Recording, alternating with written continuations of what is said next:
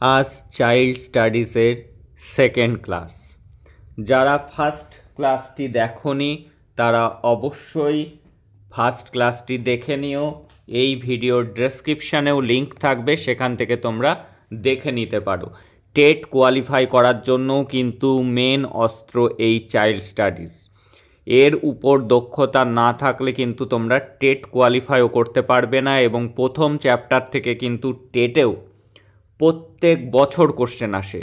আমরা ফার্স্ট ক্লাসে পড়েছি বৃদ্ধি, আজকে আমরা পড়ব বিকাশ, এবং ধারাবাহিকভাবে কিন্তু ক্লাস চলছে। যারা এখনও চ্যানেলের সাথে যুক্ত হওনি, চ্যানেলটিকে সাবস্ক্রাইব করে নোটিফিকেশান অন করে রাখো ফর ইওর বেটার রেজাল্ট। দেখো, বিকাশ কাকে বলে? আমাদের বৃদ্ধি বিকাশের পার্থক্যও কিন্তু জানতে হবে। তার জন্য কিন্তু আমাদের দুটির সংজ্ঞাই ভালো করে জেনে নিতে হবে। বিকাশ কি? বিকাশ হলো প্রাণীর মধ্যে ক্রম পরিবর্তন। প্রাণীর মধ্যে আস্তে আস্তে যে পরিবর্তন দেখা দেয়, যা কেবলমাত্র শারীরিক পরিবর্তনে সীমাবদ্ধ থাকে না, ক্রিয়াগত পরিবর্তন অর্থাৎ তার আচরণগত পরিবর্তন এর আবশ্যিক শর্ত। তাহলে বিকাশ কি? বিকাশ হলো প্রাণীর মধ্যে যে ধীরে ধীরে পরিবর্তন দেখা দেয়, যা কেবলমাত্র শারীরিক পরিবর্তনের মধ্যেই সীমাবদ্ধ থাকে না, ক্রিয়াগত পরিবর্তন বা আচরণগত পরিবর্তনের আবশ্যিক শর্ত। যেমন কোনো কিছু করার ক্ষমতা বৃদ্ধি পাওয়া, নির্ভুলভাবে কর্ম সম্পাদন করতে পারা, কোনো রকম ভুল না করে কাজ ঠিকঠাক মতো করতে পারা, কোনো কিছু করার ক্ষমতা বৃদ্ধি পাওয়া ইত্যাদি। অর্থাৎ বিকাশ ব্যক্তির কার্য সম্পাদনে উৎকর্ষতা বৃদ্ধি করে। তাহলে বিকাশ কি করে? ব্যক্তির কার্য সম্পাদনে উৎকর্ষতা বৃদ্ধি করে। এবার দেখব বিকাশের বৈশিষ্ট্যগুলি, তারপরে আমরা দেখে নেব বিকাশের নীতি। এই কোশ্চেনটি পড়লে বিকাশ থেকে যে কোনো কোশ্চেন আসলেই তোমরা সেটি লিখে আসতে পারবে। সেটি 7 মার্কসে আসুক আর 16 মার্কসেই আসুক আর 2 মার্কসেই কোশ্চেন আসুক। তাহলে 2 মার্কসে আসতে পারে বিকাশ কাকে বলে, 7 মার্কসে আসলে বিকাশ কাকে বলে বিকাশের বৈশিষ্ট্যগুলি লিখুন, অথবা বিকাশ কাকে বলে বিকাশের 5টি নীতির উল্লেখ করুন। আর যদি 16 মার্কসে আসে তাহলে পুরো কোশ্চেনটি থাকবে বিকাশ কাকে বলে, বিকাশের বৈশিষ্ট্যগুলি লিখুন, বিকাশের 5টি নীতির উল্লেখ করুন। এটি কিন্তু থাকবে 16 মার্কসের ক্ষেত্রে। এবার বিকাশের বৈশিষ্ট্যগুলি, বিকাশের বৈশিষ্ট্যগুলি কি পয়েন্টস করে করে আমরা লিখব। শিখনের ফল বিকাশ। বায়ারের মতে আচরণের পরিবর্তন বা শিখনের ফলে বিকাশ ঘটে। তাহলে বিকাশ কিভাবে ঘটে? বায়ার কি বলেছেন? বলেছেন আচরণের পরিবর্তন বা শিখনের ফলে। যখন শিশু কোনো কিছু নতুন কিছু শেখে তার ফলেই কিন্তু তার বিকাশ ঘটে। শিশু পরিবেশের সঙ্গে যে ক্রিয়া প্রতিক্রিয়া করে অভিজ্ঞতা অর্জন করে তার সমন্বয় হলো বিকাশ। পরিবেশের সাথে ক্রিয়া প্রতিক্রিয়া করে যে অভিজ্ঞতা অর্জন করে তার সমন্বয় হলো বিকাশ। গেল প্রথম পয়েন্টস, শিখনের ফল বিকাশ। এবার দেখব বিকাশ হলো সংশ্লেষণ। পেঁয়াজে মনে করেন ক্ষুদ্র ক্ষুদ্র শিখন এককগুলির সমন্বয় হলো বিকাশ। এ ধারণা ঠিক নয়। পেঁয়াজে কি বলেছেন? ক্ষুদ্র ক্ষুদ্র, এই যে একটু আগে বলা হলো ক্ষুদ্র ক্ষুদ্র শিখন এককগুলির সমন্বয় হলো বিকাশ। এ ধারণা সঠিক নয়। পেঁয়াজে কিন্তু এর সাথে একমত হননি। তিনি বলেন বিকাশের 4টি প্রক্রিয়া আছে। এগুলি হলো পরিণমন, অভিজ্ঞতা, মানসিক যোগাযোগ এবং ভারসাম্যকরণ। মনে রাখতে হবে পেঁয়াজে বিকাশের কটি স্তরের কথা বা কটি প্রক্রিয়ার কথা বলেছেন। এগুলি কিন্তু আমাদের এমসিকিউ কোশ্চেনের জন্য ইম্পর্টেন্ট। কি বলেছেন? বিকাশের 4টি প্রক্রিয়া: পরিণমন, অভিজ্ঞতা, মানসিক যোগাযোগ এবং ভারসাম্যকরণ। এবার কি বিকাশ একটি নিরবিচ্ছিন্ন প্রক্রিয়া। নিরবিচ্ছিন্ন কি?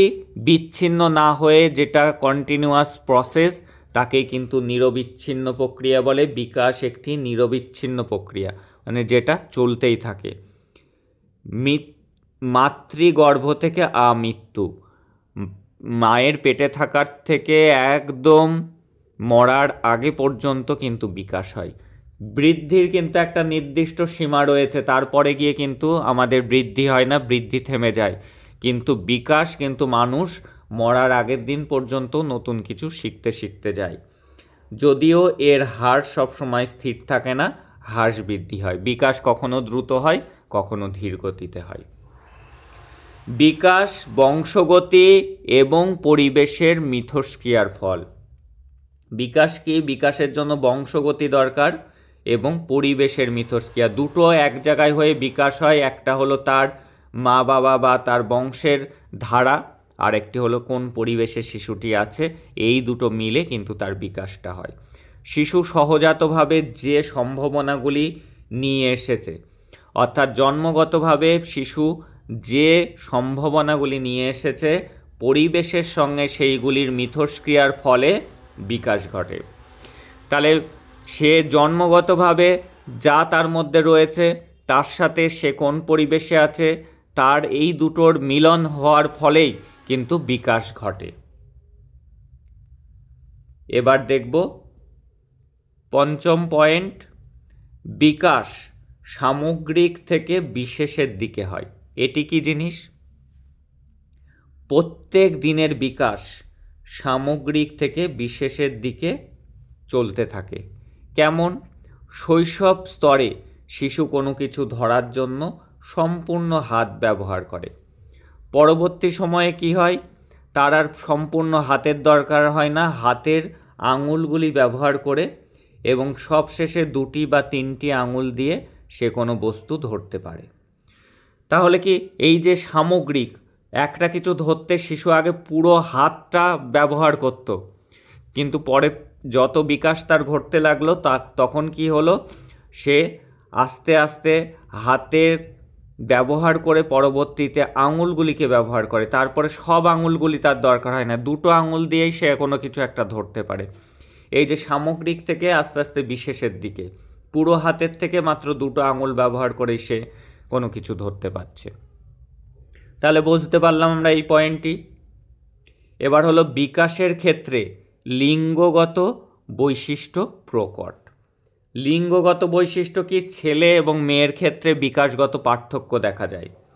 স্ত্রী বা পুরুষের মধ্যে বিকাশগত পার্থক্য রয়েছে। যেমন বয়স সন্ধিক্ষণ পর্যন্ত ছেলেদের থেকে মেয়েদের বিকাশ আগে ঘটে। কি বলা হলো? জন্ম থেকে একটা মেয়ে জন্মেছে, একটা ছেলে জন্মেছে, তার থেকে 14 বছর বয়স ধরলাম বয়স সন্ধিক্ষণ। মেয়েটির বিকাশ কিন্তু দ্রুত হয়, মেয়েটি ডেভেলপড ম্যাচিওরিটি কিন্তু তাড়াতাড়ি আসে বয়স সন্ধিক্ষণ পর্যন্ত। সেই সময় কিন্তু ছেলেদের ম্যাচিউরিটি ততটা আসে না। একটা 14 বছর মেয়ের মধ্যে যে ম্যাচিউরিটি আছে, একটা 14 বছরের ছেলের মধ্যে সেই ম্যাচিউরিটি থাকে না। কিন্তু পরবর্তীতে যেটি দেখা যায়, যে এই বয়স সন্ধিক্ষণের পর থেকে ছেলেদের বিকাশটা দ্রুত হয় মেয়েদের তুলনায়। তাহলে কি এখানে তোমরা এটাও অ্যাড করে দিতে পারো, বয়স সন্ধিক্ষণ পর্যন্ত ছেলেদের থেকে মেয়েদের বিকাশ আগে ঘটে, আর বয়স সন্ধিক্ষণ কালের পর থেকে মেয়েদের থেকে ছেলেদের বিকাশ দ্রুত হারে হয়। তাহলে পুরুষ, স্ত্রী এবং পুরুষের মধ্যে কিন্তু বিকাশগত পার্থক্য দেখা যায়।